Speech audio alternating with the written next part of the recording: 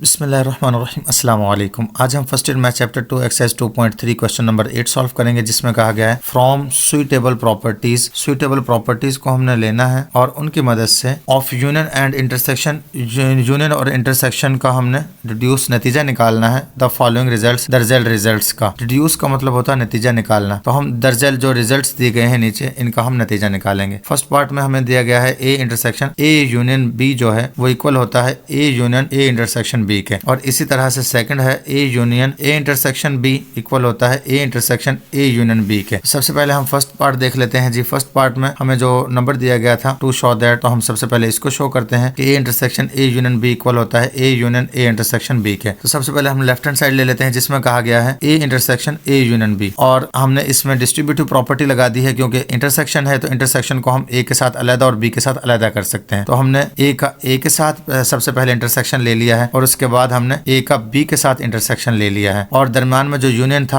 उसे हमने दरम्यान में यूनियन को एज इट इज लिख दिया है। उसके बाद हमने एक्सप्लेन भी कर दिया है कि ये हमने distributive of intersection over union property लगाई है। और अब हम जानते हैं कि ए इंटरसेक्शन ए वापस ए आ जाता है, और हमने लिख दिया एज ए इंटरसेक्शन ए आ जाता है, जैसा कि हमने प्रीवियस क्वेश्चन में ये प्रूफ भी कर दिया है। तो हम ए इंटरसेक्शन ए की जगह पर वापस ए लिख सकते हैं, और हमारा A intersection B as it is आ चुका है, और दरम्यान में यूनियन भी एज इट इज आ चुका है। इस तरह से ये राइट हैंड साइड बन चुकी है, तो हमने लिख दिया है जी ये राइट हैंड साइड है, और इस तरह से प्रूव हो चुका है कि लेफ्ट हैंड साइड इक्वल हो गई है राइट हैंड साइड के। मीन के ये हमारा आंसर आ चुका है, हमने तस्दीक कर दी है लेफ्ट हैंड साइड इक्वल है राइट हैंड साइड के। नेक्स्ट सेकंड में हमें कहा गया था जी A union A intersection B equal होता है A intersection A union B के। तो लेफ्ट हैंड साइड लिए हमने, जिसमें यूनियन ओवर इंटरसेक्शन है, तो हमने पहले ए को ए के साथ और फिर ए को बी के साथ, दोनों के साथ अलग अलग यूनियन में ले लिया है। A union A union B, और दरम्यान में इंटरसेक्शन था, तो हमने इंटरसेक्शन के साइन को एज इट इज लिख दिया है। उसके बाद हमने एक्सप्लेन भी कर दिया है, हमने डिस्ट्रीब्यूटिव प्रॉपर्टी लगाई है यूनियन ओवर इंटरसेक्शन, क्योंकि यूनियन बाहर था और इंटरसेक्शन अंदर था। इस तरह से यूनियन ओवर इंटरसेक्शन की डिस्ट्रीब्यूटिव प्रॉपर्टी लगाने से हमारे पास ये अलग अलग आ चुके हैं। तो अब जो हमारे पास ए यूनियन ए है वो इक्वल होता है ए के, और ये हम प्रीवियस क्वेश्चन में भी प्रूफ कर चुके हैं। और अब हम इस तरह से,